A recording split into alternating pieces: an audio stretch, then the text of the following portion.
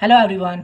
तो जैसा कि हम लोग देख रहे थे 2 का बी, तो ये बोल रहा है if x is equal to 3 plus 2i find the value of x का power 4 minus 4x cube plus 4x square plus 8x plus 40। ठीक है, 5 मार्क्स का क्वेश्चन है यहाँ पे, और यहाँ पे आपको दिया हुआ है x is equal to 3 plus 2i। तो चलिए यहाँ पे इसको सॉल्व करते हैं। तो यहाँ पे x is equal to 3 plus 2i हो गया है ना। तो यहाँ पे क्वेश्चन के हिसाब से देखिए, ये जो इक्वेशन है इसमें हम लोग को क्या क्या निकालना है। तो यहाँ पे देख रहे हैं एक्स स्क्वायर है, एक्स क्यूब दिख रहा है, एक्स फोर दिख रहा है। तो मैं क्या करता हूँ ना कि सबसे पहले ये एक्स स्क्वायर, एक्स क्यूब और एक्स फोर को पहले निकाल लेता हूँ और फिर अंत में जाके इसको वैल्यू में पुट कर दूंगा, आंसर आ जाएगा। ठीक है। अच्छा, यहाँ पे देखिए ये जो 3 प्लस 2i है, ये आपको आई देख के कुछ याद आ रहा है? याद है मैंने इससे पहले वाला एक क्वेश्चन करवाया था जिसमें इमेजिनरी और रियल नंबर का बताया था। तो यहाँ पर भी वही खेला है, समझ रहे। ये जो 3 है ये आपका रियल नंबर है, और ये जो 2 है वो आपका इमेजिनरी नंबर है। और क्यों इमेजिनरी है? क्योंकि इसके साथ आई लगा है। ठीक है, तो यहाँ पे भी वही वाली बात फॉलो हो रहा है। तो सबसे पहले हम लोग क्या करते हैं, एक्स स्क्वायर को फाइंड करते हैं। तो एक्स स्क्वायर को फाइंड करेंगे तो यहाँ पे एक्स का वैल्यू दिया है 3 प्लस 2i, यानी कि 3 प्लस 2i का होल स्क्वायर फाइंड करना है हम लोग को। सिंपल सी बात है ना। और यहाँ पे देखिए ये कौन सा फॉर्मूला लग रहा है, तो a प्लस बी का होल स्क्वायर लग रहा है। तो पुट करो a स्क्वायर यानी कि 3 का स्क्वायर प्लस 2ab यानी कि 2, a हम लोग का 3 है, b हम लोग का 2i है तो 2i प्लस b का स्क्वायर यानी कि 2i का स्क्वायर। सिंपल। अब देखिए 3 का स्क्वायर 9 होता है, प्लस इसको सॉल्व करेंगे तो 12 हो जाएगा, 12i प्लस 4। ठीक है, आप देखिए आई स्क्वायर का फॉर्मूला होता है। ठीक है, इमेजिनरी वाला जो वैल्यू होते हैं ना उसमें आई स्क्वायर इज इक्वल टू -1 होता है ना। ये सिंपल फॉर्मूला हुआ है। इमेजिनरी का स्क्वायर अगर हम लोग करेंगे तो वो -1 होता है। तो यहाँ पे देखिए आई स्क्वायर मतलब क्या हो गया, -1 हो गया। तो यानी कि इसको आप ऐसा समझिए कि ये -4 हो जाएगा। ठीक है, यहाँ पे 2i का ऐसे सिर्फ 2i का स्क्वायर नहीं है, यहाँ पे 2i का होल स्क्वायर है ना, क्योंकि क्या होता है b का स्क्वायर। तो यहाँ पे b क्या है, 2i है, तो 2i का होल स्क्वायर यानी कि 2 का स्क्वायर क्या हो गया, 4 हो गया, और इस i का स्क्वायर क्या हो गया, -1 हो गया। तो इसलिए यहाँ पे +4 की जगह पे +4 इंटू -1 होने की वजह से यहाँ पे -4 हो गया। समझ गए ना, सिंपल सी बात है। तो ये हो गया -4। इसको सॉल्व करेंगे तो 9 माइनस 4 हो गया 5 plus 12i। Simple, x square निकल गया। अब देखिए हम लोग को x3 का भी यहाँ पे यूज़ होने वाला है, तो x3 भी निकाल लो। तो x3 को कैसे निकाल सकते हो, x इंटू एक्स स्क्वायर है ना, x इंटू एक्स स्क्वायर करोगे। और एक्स स्क्वायर इसलिए कर रहा हूँ क्योंकि मैंने एक्स स्क्वायर को ऑलरेडी निकाला है, तो मैं वही कर दिया, x इंटू एक्स स्क्वायर लिख सकते हैं। तो x की जगह पे तो x का वैल्यू 3 प्लस 2i, और एक्स स्क्वायर का भी निकालें 5 प्लस 12i। ठीक है, इसको सिंपली मल्टीप्लाई कर दीजिए, जो करते हैं दो जब वैल्यू दिया जाता है। तो 3 प्लस 5 क्या हो जाएगा, मतलब 3 इंटू 5 15, फिर इस 3 को इस 12i के साथ करो तो 12 इंटू 3 36i हो गया, प्लस फिर इस 2i को दोनों के साथ मल्टीप्लाई करो तो 2 into 5 10i plus 2i into 12i, तो 10 12 दूनी 24i का होल स्क्वायर, मतलब 24i स्क्वायर है ना। ये हो गया सिंपल। इसको लिख दो 15 प्लस ये 36 प्लस 10 क्या हो गया, 46i माइनस, अब देखो यहाँ पे +24 है और आई स्क्वायर का वैल्यू क्या है, -1। यहीं पे गलती करते हैं लोग, ये आई स्क्वायर को ना नॉर्मल लिखने की बजाय गलती कर देते हैं। तो यहाँ पे आई स्क्वायर को हम लोग को -1 लेना है, तो ये क्या हो जाएगा 24 इंटू -1 क्या हो जाएगा, -24 हो जाएगा। तो इसलिए हम लोग ने यहाँ पे -24 लिखा है। सिंपल, इसको कर देंगे 15 माइनस 24 -9 हो जाएगा, -9 प्लस 46i। तो ये हो गया हम लोग का x3 का वैल्यू। इसी तरह से x4 का भी वैल्यू निकालना है, तो चलो निकालते हैं। x4 को कैसे लिख सकते हैं, x इंटू x3 है ना, सिंपल है। तो x की जगह पे 3 प्लस 2i जो हम लोग को दिया हुआ है x का वैल्यू, प्लस x3 का वैल्यू भी हम लोग निकालें -9 प्लस 46i। इसको भी सेम मल्टीप्लाई कर दो, तो ये 3 को 9 के साथ करेंगे, -9 के साथ -27 हो गया, फिर इस 3 को 46 के साथ करेंगे तो 138i हो गया। फिर यहाँ पे ये 2i को -9 के साथ करेंगे तो -18i हो जाएगा, और फिर इस 2i को 46 के साथ करेंगे तो 92i स्क्वायर हो जाएगा, समझे। फिर ये 138 -18 करेंगे तो 120 आ जाएगा, और ये क्या है 92 इंटू आई स्क्वायर की जगह पे -1 हो जाएगा, तो यहाँ पे क्या हो जाएगा -92 हो जाएगा, -27 -92 करेंगे 119 आएगा, -119 प्लस 120i। तो ये हो गया हम लोग का x4 का वैल्यू। ठीक है, सिंपल मैथ्स है ये सब। अब देखिए जो फॉर्मूला था उसको मैंने यहाँ पे लिख दिया, x power 4 4x cube plus 4x square plus 8x plus 40। ठीक है, एज इट इज़ जैसा यहाँ पे फॉर्मूला था यहाँ पे हम लोग लिख दिए। अब बस जो x फॉर्मूला अभी वैल्यू पुट करके लाए उसको पुट कर दो यहाँ पे। ठीक है, तो x का पावर 4 में ये वैल्यू है उसको लिख दिए, -4 इंटू एक्स का क्यूब में ये वैल्यू है ये लिख दिए, और x स्क्वायर में ये वैल्यू है इसको लिख दिए। ठीक है, प्लस 8 इंटू एक्स की जगह पे जो है 3 प्लस 2i वो लिख दिए, प्लस 40 का 40। है ना। इसको सॉल्व करेंगे नॉर्मल, ये 4 है, इसको अंदर मल्टीप्लाई कर देंगे तो क्या हो जाएगा 36 हो जाएगा, -4 है तो -4 × -9 36 हो गया, है ना। ये सब -184 हो जाएगा, ये 20 हो जाएगा, ये 48 हो जाएगा, सब अंदर हो रहा है तो 24 हो गया, 16 हो गया +40, सिंपल। उसके बाद क्या करेंगे, देखिए यहाँ पे ये कर दिया, उसके जितने भी रियल नंबर है उसको एक साथ कर दो, जितने भी इमेजिनरी नंबर है उसको एक साथ प्लस माइनस जो भी है कर दो। तो यहाँ पे पता है ये रियल नंबर है, ये रियल है, ये रियल है, ये रियल है और ये भी रियल है, तो सबको एक साथ लिख दिया। तो -119 +36 +20 +24 और +40, ये सारे रियल नंबर थे, इसको मैंने एक साथ लिख दिया, ब्रैकेट डाल दो, फिर प्लस का प्लस, और जितने भी इमेजिनरी नंबर है तो 120, और आई पता है इमेजिनरी हट जाता है जब हम लोग ऐड कर रहे होते हैं, तो आई हट गया, मतलब इमेजिनरी बस ये दिखाने के लिए था, आई कोई रियल में एग्जिस्ट नहीं कर रहा है, बस बताने के लिए है कि ये जो नंबर है ये इमेजिनरी है।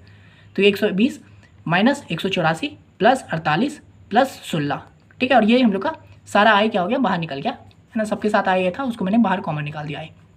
अब क्या हो गया सिंपल, इन सबको जब हम लोग करेंगे तो ये 1 हो जाएगा, करके देख लीजिएगा, और इन सबको जब हम लोग सॉल्व करेंगे तो वो 0 हो जाएगा, तो 1 + 0 आई हो गया, ठीक है, यानी कि सिर्फ 1 लिख सकते हैं, 0 आई तो 0 हो गया ना, तो 1 + 0 आई = 1 हो गया।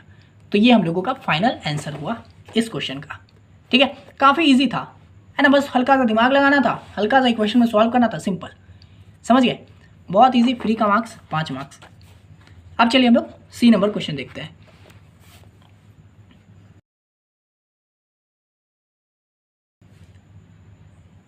तो ये बोल रहा है find the sum of an infinite GP whose first term is 15 and the fourth term is 3/25, ठीक है। तो हम लोग को सम ऑफ इनफाइनाइट जीपी का मतलब इनफाइनाइट जीपी का सम फाइंड करना है, जिसका फर्स्ट टर्म है 15 और फोर्थ टर्म है 3/25, ठीक है। तो आपको पता है मैंने जीपी वाला क्वेश्चन इसी प्लेलिस्ट में बताया था, जीपी का फर्स्ट टर्म को क्या बोलते हैं, ए बोलते हैं भाई, एपी हो जीपी हो दोनों का फर्स्ट टर्म को ए ही बोलते हैं।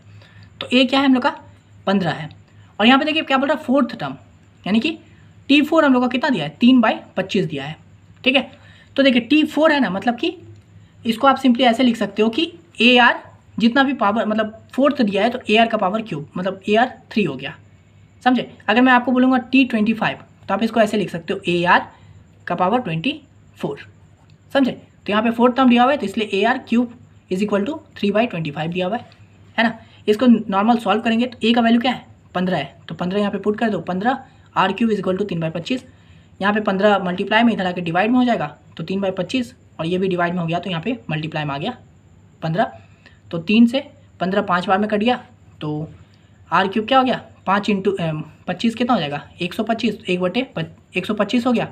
R³ है इधर आके आ जाएगा तो ये क्यूब में आ जाएगा, है ना, √³ में, तो यहाँ पे क्या हो जाएगा 1/25 का क्यूब में कितना हो जाएगा 1/5, है ना, क्योंकि 5 का क्यूब कितना है, 5 का क्यूब कितना होता है 125 होता है ना, 5 × 5 × 5 125 होता है। तो बस ये R³ इधर आके इसको क्यूब में तोड़ा तो 1/5 आ गया, ठीक है। तो ये हम लोग का R का वैल्यू निकल गया 1/5। अब देखिए हम लोग को सम ऑफ फर्स्ट एंड टर्म का निकालने बोला है, तो मैंने आपको बताया था जीपी का फॉर्मूला याद है, इससे पहले वाला प्लेलिस्ट में, मतलब इसी में वीडियो में बताया हूँ आपको। तो उसमें क्या बताया था SN = A × Rn-1 करके मैं बताया था।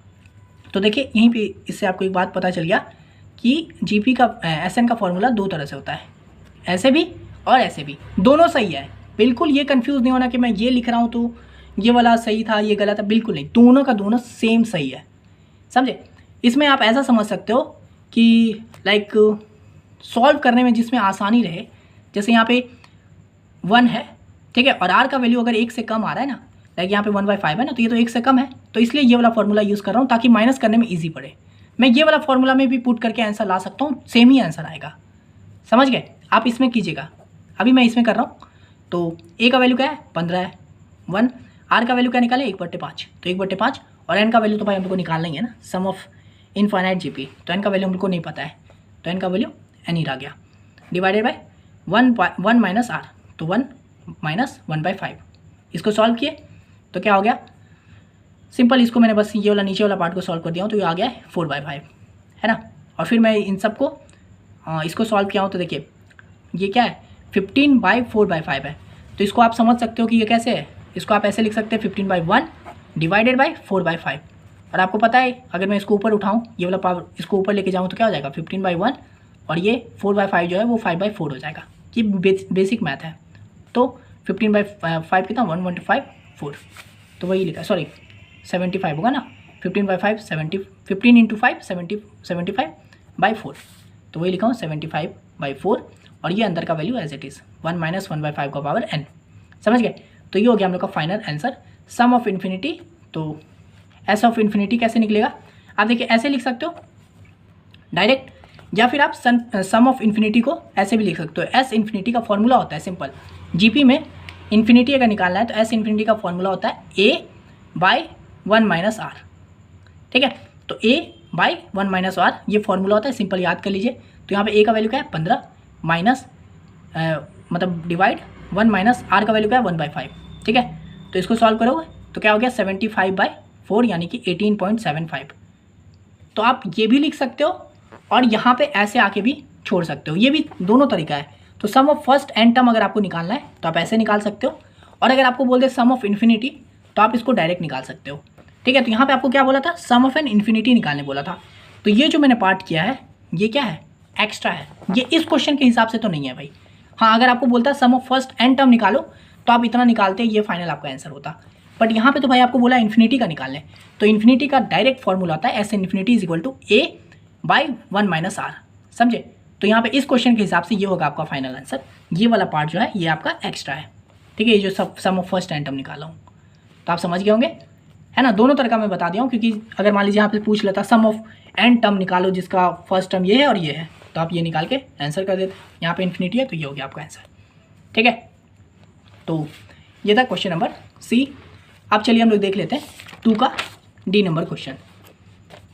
तो यहाँ देखिए ये क्वेश्चन बोल रहा है if alpha and beta are roots of x² - 4x + 5 = 0, find the quadratic equation whose roots are x² मतलब alpha square + 3 and beta square + 3। ये सेम क्वेश्चन नहीं लग रहा है, आपने ऑलरेडी पढ़ा है ना, इसी प्लेलिस्ट में ऑलरेडी किया है। आपको देखिए सेम फॉर्मेट फॉलो करना है।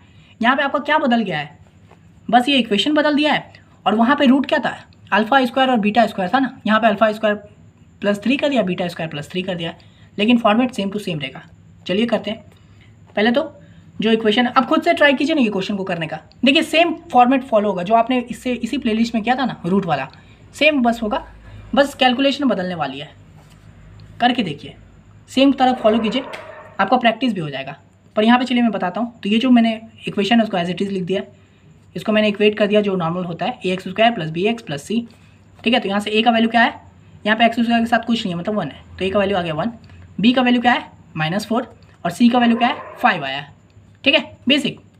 अब देखिए हम लोग क्या करेंगे, नॉर्मल जो रूट दिया रहता है अल्फा और बीटा, पहले उससे सॉल्व करेंगे। तो अल्फा + बीटा यानी कि सम ऑफ रूट का आपको पता है -b/a होता है।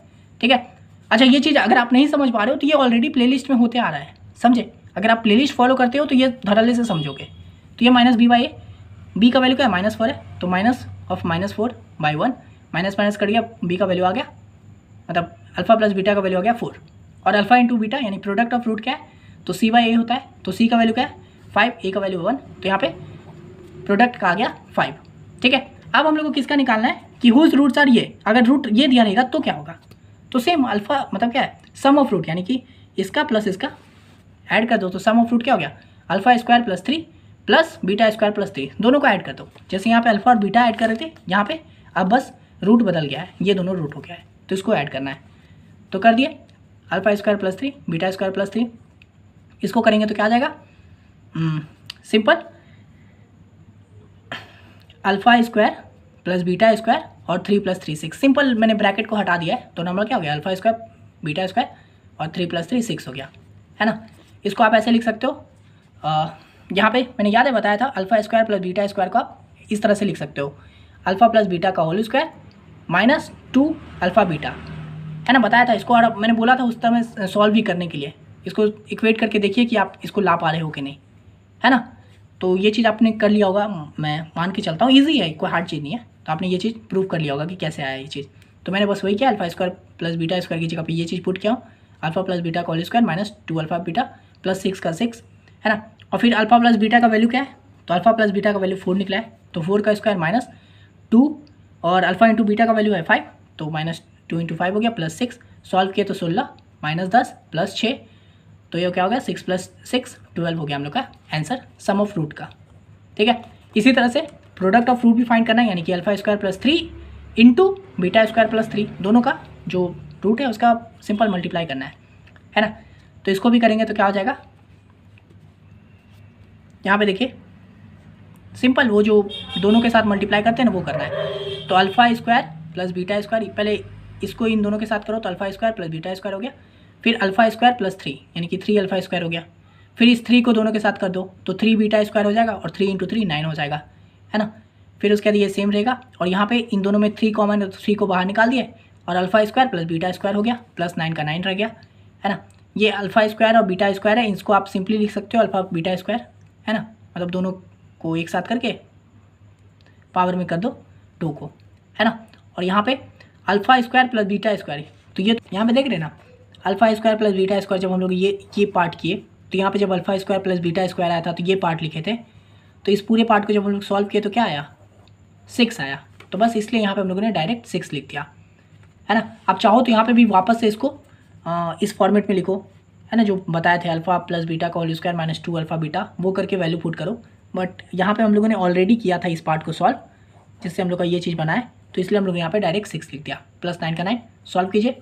5 α × β का वैल्यू हम लोगों ने ऑलरेडी लाइन निकाला है, 5 है तो 5 हो गया 5 का स्क्वायर, ठीक है। और ये 3 × 6 18 हो गया +9, तो ये हो गया 25 + 18 + 9 क्या हो जाएगा 52, ठीक है। तो ये हो गया हम लोग का प्रोडक्ट ऑफ रूट 52। और मैंने बताया था रिक्वायर्ड इक्वेशन क्या होता है, x² + sum of root into x plus product of root होता है। तो बस x² सम ऑफ रूट कितना लिखा है, तो सम ऑफ रूट निकला है हम लोग का 12, तो sum of x² minus sum of root तो 12x plus product of root यानी कि 52, तो ये हो गया हम लोग का फाइनल आंसर, ठीक है। तो इस तरह से आप लोगों ने निकाल दिया इस तरह का क्वेश्चन। देख रहे सेम ही पेपर में आप लोगों को बस क्या किया है, रूट बदल दिया है, बस क्या बोलते हैं कैलकुलेशन बस हल्का बदला, और आपको ऑलरेडी पता था कि आपको करना क्या है। तो बस ऐसा ही होता है मैथ्स, समझ गए ना।